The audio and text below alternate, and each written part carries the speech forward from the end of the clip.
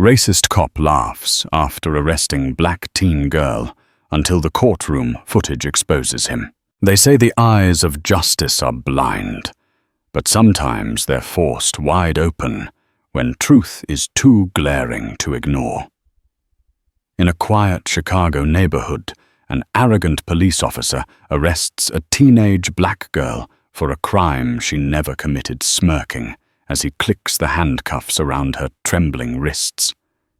He believes he's untouchable, confident no one will question his version of events. But beneath his swagger lies a disturbing pattern of discrimination that is about to be blown wide open. When the courtroom cameras start rolling, secrets unravel, alliances are tested, and a trail of evidence emerges that no one saw coming. In the south side of Chicago, between rows of brick buildings and stoops lined with flower pots, 14-year-old Aaliyah Jefferson was known for her bright smile and fierce determination. Her neighbors often saw her sprinting to catch the morning bus to her magnet high school, or carrying a backpack almost bigger than she was. She was a dreamer, an aspiring journalist who carried a small spiral notebook in which she scribbled stories and observations about everyday life in her community. This neighborhood was far from glamorous, but it was home. During the summer, kids played basketball in the street, while neighbors fanned themselves on stoops, chatting about gossip, local politics, or the never-ending struggle to keep the city's creeping violence at bay.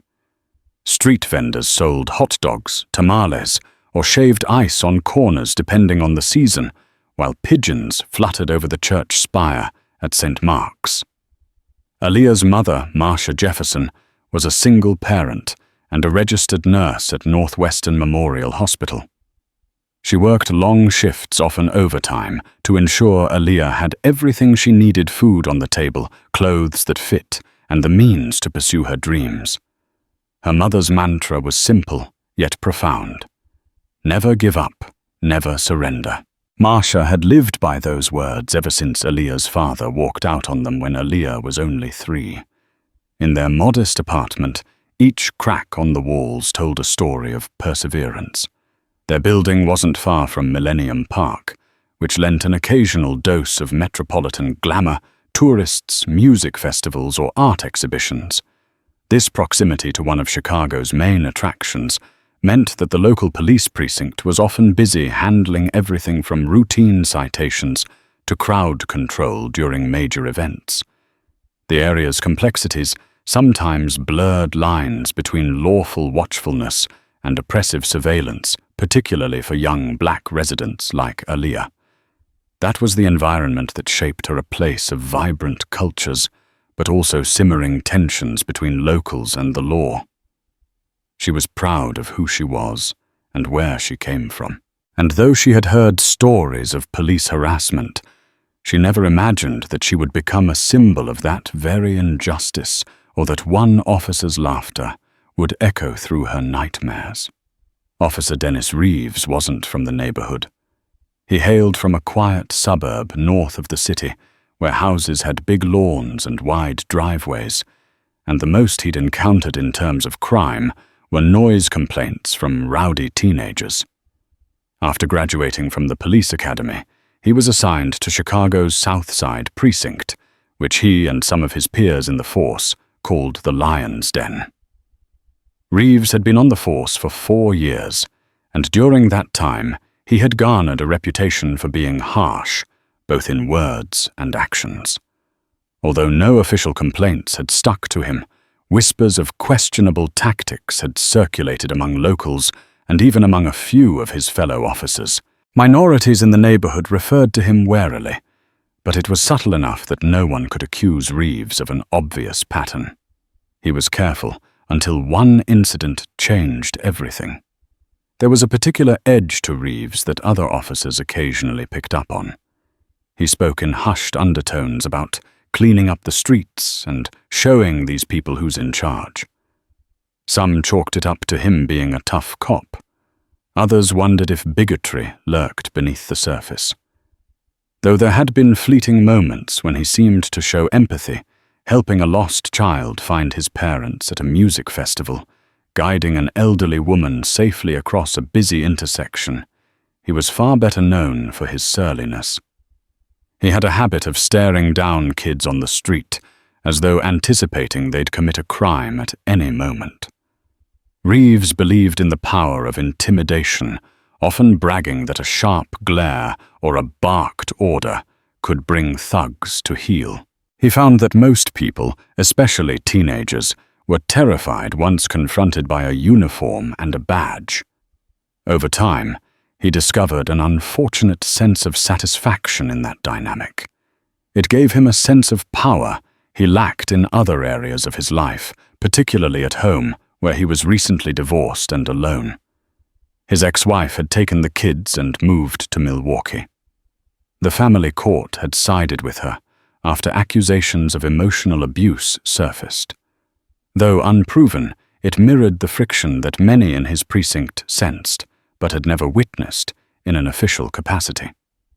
The day that Aaliyah Jefferson crossed his path would trigger a series of events that would rock both their lives, and only then would the full extent of Officer Reeves's cruelty come to light.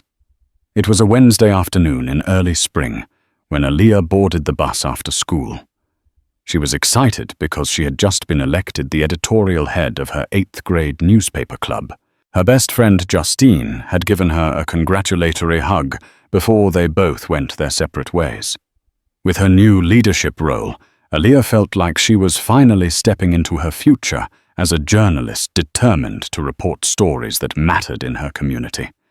That day, she needed to pick up groceries from Winston's Market for her mom, who was stuck doing a double shift at the hospital.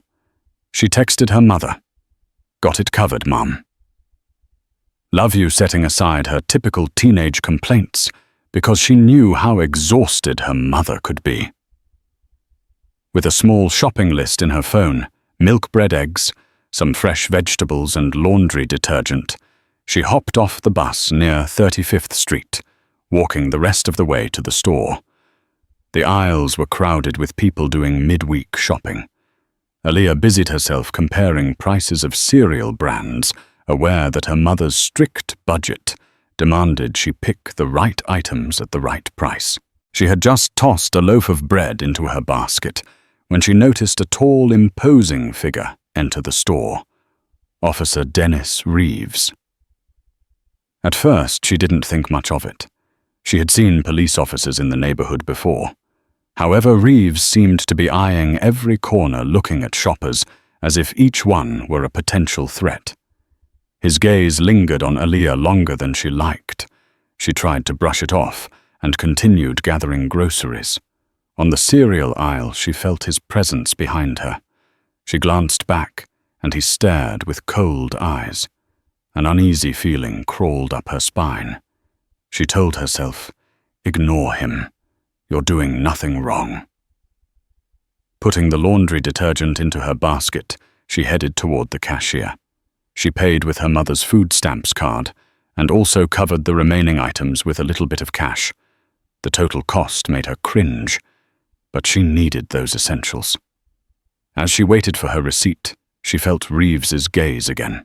The tension was thick enough to slice with a knife, yet he said nothing. Once outside, Aaliyah took a moment to compose herself, readjusting the plastic bags. She could hear her mother's voice in her head. "If you ever feel in danger, go somewhere public. Call me or call 911. But she never thought she'd feel in danger because of a cop. She decided to walk to a small park across the street where a few locals relaxed on benches to wait for the next bus. As she waited, she pulled out her phone and started typing notes for her next newspaper article. Moments later, she heard a car door slam. Lifting her eyes, she saw Reeves striding toward her with a purposeful intensity. Her heart skipped a beat. She braced herself, but she had no idea how drastically her life was about to change. "Hey, you Reeves," barked, closing the distance between them. People on nearby benches glanced up, concern and curiosity in their eyes. Aliyah clutched her grocery bags in one hand and her phone in the other. "Yes, officer," she asked cautiously. Reeves pointed a finger at her. "What are you doing hanging around here?" She blinked, taken aback by his hostile tone. "Just waiting for the bus?" she replied, her voice calmer than she felt inside. He eyed her groceries and phone suspiciously. "You stole something from Winston's market," he declared flatly. Aliyah's mouth dropped open. "Stole, I paid for these. I have a receipt." Before she could reach for the crumpled receipt in her pocket, Reeves snatched her by the arm, his grip painfully tight. "Don't play smart with me," he growled. "If you paid, you can explain that at the station." Her heart hammered in her chest. People around them stood frozen, uncertain whether to intervene. It was a terrifying moment, an imbalance of power so stark she barely had time to register it. "You can't just, I have the receipt," Aliyah insisted, her voice shaking. She felt trapped. The last thing she wanted was to appear disrespectful to a police officer, but she also knew she was innocent. In the periphery, she saw a man pull out his phone to record. Another woman called out, "She's just a kid. What's wrong with you?" But Reeves ignored them, focusing solely on Aliyah. He gripped her wrists and yanked them behind her back. She cried out from the sharp jolt in her shoulder as she dropped her groceries. Eggs splattered on the pavement, and the milk carton burst, creating a small white flood. "You're under arrest for shoplifting and resisting an officer," Reeves said, voice seething with a twisted satisfaction. Tears stung Aliyah's eyes, not just from pain, but from the sheer shock of this injustice. She tried to twist her head to look him in the eye. "I didn't steal anything," she cried desperately, voice cracking with each syllable. Reeves pulled her closer, leaning in to whisper with a sneer, "Shut your mouth. Let's see what a night in jail does for your attitude." He pushed her toward his squad car, his hand tight on her arm. And as she was bundled into the back seat, fear coiled in her stomach. The teenage girl, who'd only moments before been thinking of her newspaper article, now found herself in handcuffs, facing accusations that threatened to derail her entire future. Word spread quickly in the neighborhood. Someone posted the short clip of Reeves manhandling Aliyah on social media. It wasn't long before her mother, Marcia Jefferson, was alerted by a frantic phone call from one of the bystanders. Marcia, who was in the middle of attending to a patient at Northwestern Memorial, nearly collapsed from shock. She was given an emergency brake to handle the crisis, and she raced to the police station, her heart in her throat. At the station, Aliyah had been fingerprinted and placed in a holding area, the indignity of the situation rolling over her in waves. Each glare from the officers on duty felt like an assumption of guilt. She tried to keep her composure, remembering her mother's voice telling her to stay strong. But she was just 14, and the harsh reality of cold walls, scuffed floors, and the strong stench of disinfectant wore on her spirit. Finally, Marcia arrived, eyes wide and breathless. She demanded to see her daughter. It took what felt like forever for an officer to let her inside to speak to Aliyah. When Marcia saw her eyes puffy from tears and still shaking from shock, she immediately pulled her into a tight embrace, trying to shield her from the hardness of this place. "Mum, I swear I didn't do anything," Aliyah whimpered, tears rolling down her cheeks. "I know, sweetheart," Marcia soothed. "I know you wouldn't." She turned to the officer assigned to handle the case, a middle-aged woman named Officer Alvarez. What on earth are you charging her with? Alvarez scanned a sheet of paper. Shoplifting and resisting arrest. That's what Officer Reeves filed. Marcia's eyes flashed with anger. She paid for those groceries. There's a receipt, and the cashier must have seen her. Alvarez raised an eyebrow. We'll have to look into that. For now, the charges stand. She's a minor, so we'll keep her in custody until her hearing unless we can secure a quick release. Marcia felt her knees tremble. She'd heard too many horror stories about wrongful arrests of black youth, about how the system could swallow them up in ways that made it nearly impossible to walk free. Though she'd always taught Aaliyah to trust the law at this moment, all she could see was a system stacked against them. Unbeknownst to Marcia or Aaliyah across the station, Officer Reeves was giving his statement to another colleague, a smug grin curling around the corners of his mouth. Caught her red-handed, he lied. When I confronted her, she tried to bolt. So I had to use force. No one questioned him. He was one of their own. And so began the official narrative that threatened to paint Aaliyah as just another juvenile delinquent in a city riddled with crime. But what Reeves didn't realize was that the seeds of his downfall had already been planted. The short clip recorded by a bystander was already circulating on social media, catching the attention of local activists and even a couple of news outlets that were always hungry for a story of possible police misconduct. After hours of waiting, Marcia secured a temporary release for Aaliyah through a juvenile bail process, though it took nearly every favor she could call upon. She didn't have the money for an expensive attorney, so she reached out to a community legal aid office. The lawyer assigned to them was a kind yet overworked man named Michael Friedman. He specialized in juvenile cases, fighting for kids who often found themselves in the jaws of the system with no representation. That night, Aaliyah barely slept. She tossed and turned on the living room couch. She refused to stay in her bedroom alone, fearing nightmares would take her back to the station's holding cell. Meanwhile, Marcia paced the kitchen, making phone calls to anyone who might have witnessed the incident or possessed footage. By morning, a local news outlet had picked up the story. They aired the short video of Reeves yanking Aaliyah by the arm, the groceries falling to the ground. The clip was only about 15 seconds long, but it showed enough to raise eyebrows. There was no visible attempt on Aaliyah's part to flee or resist, at least not in that snippet. The channel's news anchor posed the question, is this another case of police overreach? When Aaliyah saw the report, a knot tightened in her stomach. She had never wanted to become the face of a racial controversy. She just wanted to be a normal teenager. But she also felt the spark of her journalistic instinct, a fire that recognized injustice, that wanted to document it and expose the truth. Still, the entire day, she vacillated between terror and anger.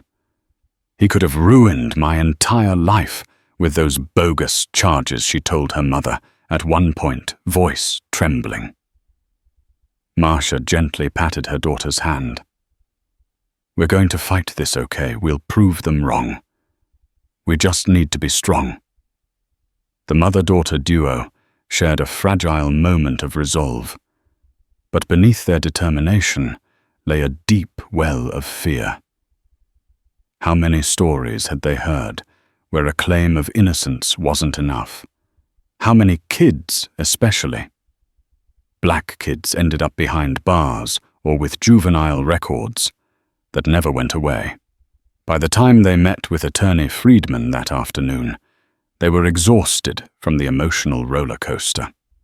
Friedman, a tall, lanky man with tousled hair, offered them seats in his cramped office, lined with case files and paperwork. First step. Friedman began. We need that store's surveillance footage. If they have cameras, it should show whether Aaliyah paid. Marcia nodded, relief flickering in her eyes. She did pay. I saw the receipt. Friedman pressed on. Next, we contact Winston's Market employees who might have witnessed the transaction. If they confirm Aaliyah purchased her items, we can seriously weaken Reeves's claims. But we need to be prepared for him to claim she resisted arrest. Aaliyah's shoulders hunched, whispered, "He dragged me."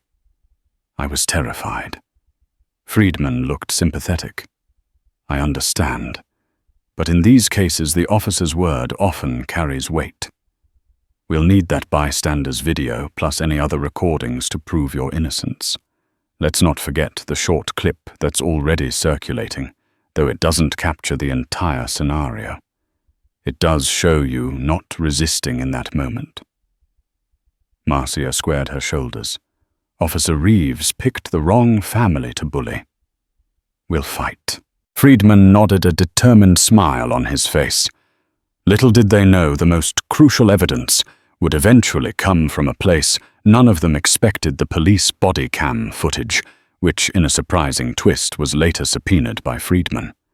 That footage would bring everything to light and lay the path for the hard karma that awaited Officer Dennis Reeves.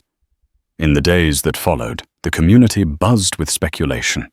At school, Aaliyah found herself the reluctant center of attention, with friends and classmates rallying around her. Some teachers tried to hush the chatter, but it was no use. The story was out there, and it had struck a nerve, especially among students who'd grown up hearing family members warn them to watch out for the police. Principal Daniels, a normally stern man, approached Aaliyah in the hallway. "I heard about what happened," he said quietly. "We're all thinking of you. If you need any support, come by my office." She managed a small, grateful smile. She never would have imagined her principal to be so compassionate, but these circumstances seemed to peel back layers in everyone. Meanwhile, at the Chicago PD precinct, murmurs reached the station chief's ears. Complaints about Reeves's arrest had begun to trickle in. Nothing official, but enough for the chief to call Reeves into his office. "You made an arrest of a minor last week," the chief said, his tone heavy with bureaucratic tension. "The community is up in arms, and there's a video." Reeves shrugged. "That's social media hype." She resisted, and I had to use necessary force. End of story. The chief eyed him. "We've had requests for your body cam footage and dash cam recordings. You know the protocol: once subpoenaed, we have to hand it over. Any reason we should worry about it, not backing up your version?" A flicker of discomfort passed over Reeves's face. He remembered that day, how he was so sure the girl was one of those kids, the troublemakers, just because she was hanging around. He had demanded to see her receipt, but she got flustered, which he took as guilt. Then he decided to rough her up a bit, to teach her a lesson. Did he say anything incriminating in those heated moments? The memory felt hazy, overshadowed by his own rage and arrogance. He brushed it off, maintaining a casual tone. "It should confirm everything I reported. I was wearing my body cam." The chief leaned forward, folding his hands on the desk. "If you're certain, then you've got nothing to worry about. But keep your nose clean. Public sentiment can get ugly fast if the media picks up on this. I don't want more trouble." Reeves left the office with a forced confidence, but deep inside a tremor of doubt took root. He'd threatened the girl, used language he probably shouldn't have. But would it be on the body cam? He had a habit of turning it on late sometimes, or fiddling with it. He tried to remember precisely if it was rolling. While he mulled over these thoughts, Friedman was hard at work building the defense. The lawyer discovered Winston's Market had a single camera pointed at the registers. He swiftly obtained the footage, which clearly showed Aaliyah paying for her groceries with a combination of her mother's EBT card and some cash. But it didn't capture what happened outside. What Friedman and the Jeffersons needed most now was to confirm that Reeves had no justification for the arrest. If Aaliyah never resisted and the officer had no reasonable suspicion of theft, it would be an open and shut case of false arrest. Yet the precinct's official stance was that Reeves was in the right. It was becoming a clash of narratives, and Friedman knew from experience that it would likely boil down to how the evidence stacked up in court. A grassroots organization called Justice for the Next Generation caught wind of Aaliyah's story. It wasn't the first time they'd heard of a questionable arrest involving black youth. They organized a small protest outside the police station calling for transparency and accountability. About 50 people showed up holding signs that read, "Our kids deserve justice, and police are not above the law." Their chants echoed through the streets. No justice, no peace. Marcia watched from afar. Not quite sure she wanted to immerse herself in the public spotlight. She knew the more attention the case garnered, the more blowback might come her daughter's way. But a part of her was grateful for the support. This wasn't just about Aaliyah, it was about a system that too often targeted young black residents. Local news cameras arrived, and a reporter approached Marcia, asking if she'd like to make a statement. She hesitated, but Friedman encouraged her gently. He thought media attention might push the police to release the body cam footage sooner. Marcia cleared her throat and spoke. "My daughter is 14. She's never been in trouble with the law. She was buying groceries for our family, and she paid for everything. Yet she was arrested, humiliated, and treated like a criminal. We just want the truth to come out. We want justice for our child." The crowd erupted in applause, some wiping tears as they empathized with Marcia's plight. It wasn't just one teenager's story anymore. It was a rallying cry for every family that feared their child might be next. Inside the station, Reeves watched from a window, a scowl darkening his face. He hated the noise, the signs, the cameras. He told himself they were all out to vilify law enforcement, but a voice in the back of his head reminded him that he had overstepped. He gritted his teeth, slamming his fist into his palm in frustration. Days went by, and Friedman repeatedly requested the body cam footage. Finally, the department responded that the footage was being reviewed and would be made available for the upcoming preliminary hearing. Friedman suspected they were stalling, maybe even trying to edit or lose the footage. It wouldn't be the first time. But Friedman also knew that tampering with evidence was a serious offense, and if the case garnered enough scrutiny, the police department wouldn't risk it. He pinned his hopes on seeing the raw footage intact. Meanwhile, the store's register tape, combined with statements from the cashier and manager, were unambiguous. Aaliyah had paid in full with no sign of shoplifting. The question lingered. Why had Reeves targeted her in the first place? The day of the preliminary hearing arrived under grey skies that threatened rain. Aaliyah and Marcia walked into the courthouse, hand in hand, hearts pounding. Friedman met them at the door, carrying a briefcase full of documents, including the store's surveillance tape and the bystander's short clip. On the opposite side of the aisle, Reeves stood with a posture that radiated self-assuredness, arms folded over his chest badge, gleaming. He wore a crisp uniform, as if to symbolize unwavering authority.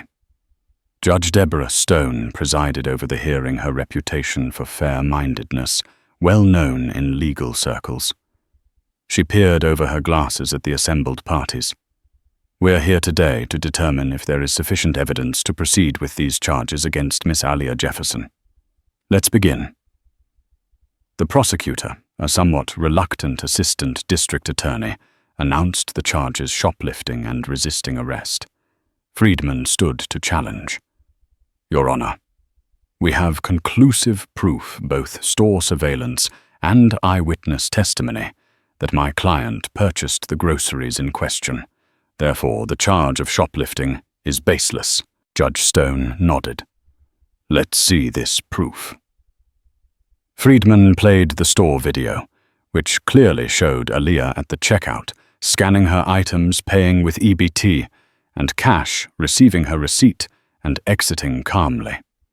There was no frantic dash for the door, no moment of concealment of goods. Judge Stone turned to the prosecutor. This seems quite definitive. Do you have anything that contradicts this footage? The prosecutor glanced at Reeves, who cleared his throat. Your Honor, Reeves said. Stepping forward, the suspect was acting suspicious outside the store. I approached her to ask for a receipt. She became belligerent, wouldn't show it, and then tried to run. Friedman interjected. That's not what we see in the store footage. And we have a bystander's video showing Officer Reeves forcibly detaining my client with no sign of her trying to flee. Judge Stone raised a hand for silence. I understand there is body cam footage from Officer Reeves. Has it been made available to the defense? The prosecutor shuffled papers, looking uncomfortable. We have just received it this morning, Your Honor. We can play it now, if the court wishes. Friedman's eyes sharpened, and Marcia squeezed Aaliyah's hand. The entire gallery seemed to hold its breath as the footage was set up. The courtroom lights dimmed, and the screen illuminated with the first-person perspective from Reeves's body cam. It showed him stepping out of his squad car, a snippet of radio chatter in the background. In the footage, he zeroed in on Aaliyah, who was standing near the park bench, groceries, at her feet. The audio captured Reeves's voice. Hey, you stop right there. Aaliyah's voice trembled. Yes, officer. Reeves advanced aggressively. You look like you just stole something from Winston's. Show me what's in the bag, Aaliyah replied softly. I have a receipt if you need to see it. But before she could reach for it, Reeves lunged, grabbing her wrist. The camera shook, capturing Aaliyah's frightened expression. She stammered, I'm not. I paid for these. Then Reeves's voice, low and menacing, came through. You people think you can just get away with anything.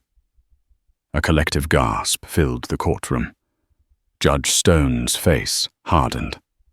Friedman cast a side glance at the jury box, where even though this was a preliminary hearing, a few onlookers had eyes wide with horror. The video continued, with Reeves pushing Aaliyah against the squad car. She cried out. Ow, stop, please, I didn't steal anything. Reeves responded with a sneer. Shut up. I'm tired of you punks. Those words echoed with an unmistakable prejudice.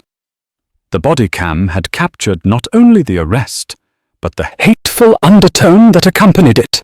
The final few seconds recorded Reeves snickering as he cuffed the teenager groceries spilling onto the concrete. When the footage ended, the lights came back on. A stunned silence hung in the air. Judge Stone's stern gaze fell upon Reeves. Officer Reeves, the video we've just seen appears to show you using excessive force and making statements of a racial nature. Do you have an explanation for this? Reeves, visibly sweating, now stammered, Your Honor, She was resisting, and my comments were taken out of context. Friedman wasted no time. Your Honor, clearly. There was no shoplifting. As for resisting arrest, the footage shows my client in full compliance, aside from her understandable fear. This is a textbook example of racial profiling and an abuse of power. We move for immediate dismissal of all charges, and we reserve the right to file a civil complaint. Judge Stone leaned forward, a steely look in her eyes. I find no probable cause to continue with the charges against Miss Jefferson. This case is dismissed. She paused, letting the words sink in. However, Officer Reeves, I'm forwarding this footage to Internal Affairs for a full investigation. A wave of relief and emotion surged through Aaliyah and Marcia.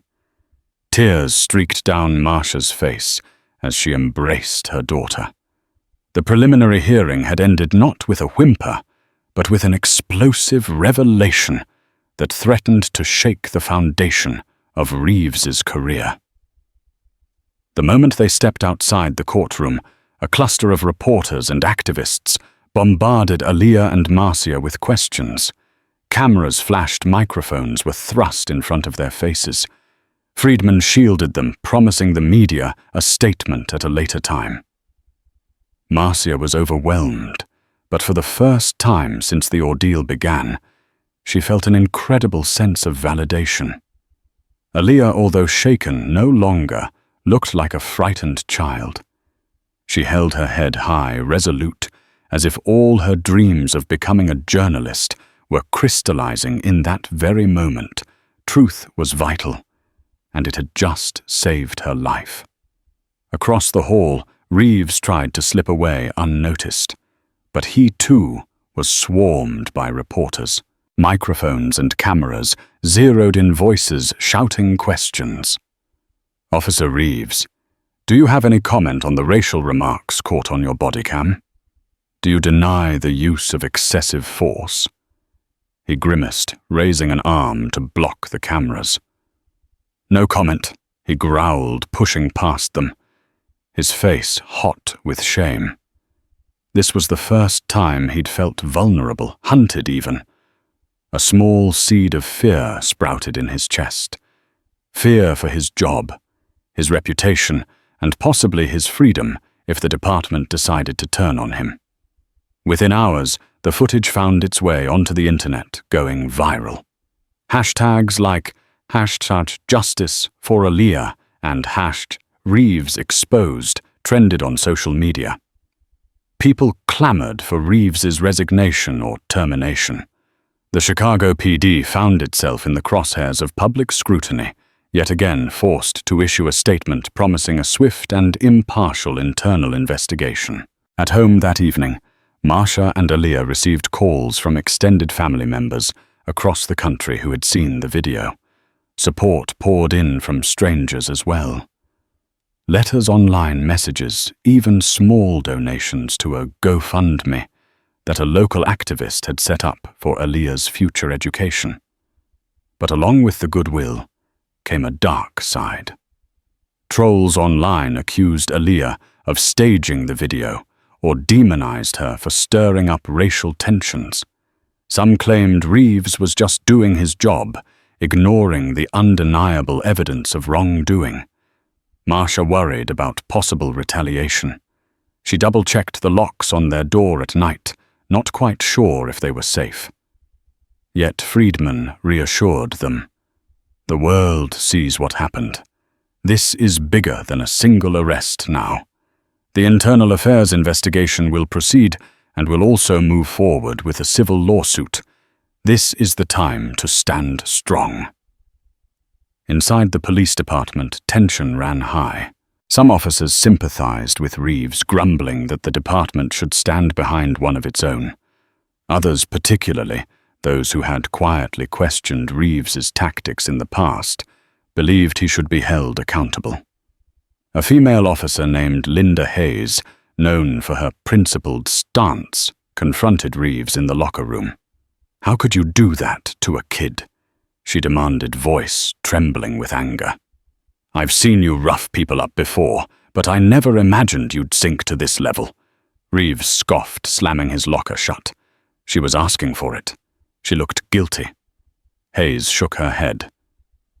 "Looking guilty or looking black?" She walked away, leaving Reeves seething. Meanwhile, the Internal Affairs team conducted interviews. Each question they posed to Reeves felt like a jab, a warning that he was on the edge of a precipice. He claimed he'd sensed Aaliyah was planning to run, that she had been verbally aggressive, but the body cam told a different story. With every untruth he uttered, the investigators merely nodded, not revealing their thoughts. Still, Reeves clung to the hope that the police union would protect him. However, the union reps grew noticeably lukewarm toward his case as the public outrage mounted. They had to pick their battles wisely, and a viral video featuring blatant racial bias was not winnable in the court of public opinion or in actual court. As the weeks passed, Aaliyah's life slowly returned to normal, though she was forever changed by the experience. She resumed attending classes, but she was now something of a local celebrity. Teachers invited her to speak about her ordeal. She noticed that younger students looked up to her with a mixture of awe and gratitude. She'd become living proof that it was possible to stand up to injustice. Her best friend, Justine, approached her one afternoon, a stack of notes in hand. "Look, the school paper is covering your story, and the editorial staff wants to feature you as well." "You're the main story," ironically. Aaliyah smiled faintly. "I guess I never wanted it to happen like this, but I'll use any platform I can to speak out." With Friedman's help, Aaliyah penned an op-ed for a local youth-focused newsletter. She wrote about the terror of being wrongly arrested, the humiliation of having her wrists bound, the fury she felt at the prejudice swirling around her. But she also wrote about hope that people of conscience would no longer stand idly by, that the system could change if enough voices demanded it. The piece went viral online, shared by celebrities and activists alike. Messages from around the country trickled into her inbox, praising her courage. Students from as far as California and New York wrote to say they'd started dialogues about police reform in their communities after reading her words. It was a surreal time for a 14-year-old girl who once only dreamed of being a journalist. Now she was living it, reporting from the very center of a storm. Yet the looming question remained: what would happen to Reeves? Would he face real consequences, or would he slip through the cracks? Months passed while Internal Affairs conducted its investigation. Finally, one brisk autumn morning, the Chicago PD announced their findings. Officer Dennis Reeves had violated multiple department policies, used excessive force, and exhibited conduct unbecoming of an officer. His hateful remarks further damaged the trust between the community and the police force. Effective immediately, he was terminated from his position. The news rippled through the city. Some praised the decision as long overdue, a small step toward justice. Others, including a vocal minority of Reeves's supporters, decried it as politically motivated. For Aaliyah and Marsha, it was a vindication. Still, Friedman reminded them, "We have the civil suit ahead. This is where you can get compensation for what you both went through and possibly push the city to implement policy reforms." The lawsuit against the city and Reeves personally alleged false arrest assault and violation of civil rights. Friedman argued that the city was complicit due to inadequate oversight of officers like Reeves. The city's lawyers attempted to settle quietly, offering a sum of money with no admission of wrongdoing. But Friedman advised the Jeffersons to hold out. He wanted to ensure the settlement included a mandate for better training protocols on racial bias. Throughout the mediation process, Friedman stood firm. Ultimately, the city conceded to several policy reforms, including expanded anti-bias training, stricter oversight on body cam usage, and community engagement initiatives. Along with that came a financial settlement for the Jefferson family, enough to invest in Aaliyah's education and create a small nest egg for future endeavors. While the civil suit concluded with a settlement from the city, Dennis Reeves found himself personally liable for a portion of the damages. He'd lost his job, his pension was in jeopardy, and a separate criminal investigation into perjury and misconduct lurked on the horizon, thanks to the district attorney's office. He tried to mount a defense, but the evidence was overwhelming. His finances drained rapidly, legal fees piled up, and potential employers shunned him once his story became public knowledge. Even his old friends from the suburb where he grew up distanced themselves. He'd become a pariah, the poster child for racist policing. His final humiliation came when he was found guilty of perjury and official misconduct. Though not sentenced to prison for an extended term, he faced probation, hefty fines, and the stain of a criminal record that would follow him forever. The day he walked out of court, cameras caught him in a sullen silence, no longer the cocky enforcer who had mocked a frightened teenager. With the settlement money, Marcia paid off lingering bills and made a significant deposit into a college fund for Aaliyah. She also donated a portion to Justice for the Next Generation, the organization that had rallied in support of Aaliyah. It felt only right to give back to those who had stood by them in their darkest hour. Aaliyah continued her studies more determined than ever. She threw herself into her school's newspaper club, covering topics such as local elections, community policing forums, and social justice rallies. Outside of school, she volunteered with organizations that worked to bridge gaps between the police and residents, speaking openly about her experience to foster dialogue and reform. The city of Chicago, still grappling with a deep history of tension between law enforcement and communities of color, found a spark of hope in her story. City council members invited her to testify at hearings on police accountability. She wasn't sure she wanted to keep reliving that traumatic day, but Friedman encouraged her, reminding her of the power her voice carried. At one such hearing, she told the council, "It's not just about punishing one bad officer. It's about creating a system where no child, no person ever has to go through what I went through. We need better training, better oversight, and a commitment to seeing each other's humanity." Her words reverberated through the chamber, prompting applause and even tears from some attendees. Life slowly settled into a new rhythm. Aaliyah still carried emotional scars. Nightmares of that day sometimes revisited her, especially if she spotted a police cruiser tailing someone too closely. She found solace in journaling her thoughts and leaning on the support of her mother and friends. The once bleak apartment now felt lighter, as if their triumph over injustice had banished some invisible weight. Marcia would occasionally catch Aaliyah staring at the news, a pensive look on her face. When asked, her daughter would say, "I'm watching for stories like mine. I want to help." The local media sometimes featured follow-ups on her case, highlighting the policy changes the city had adopted.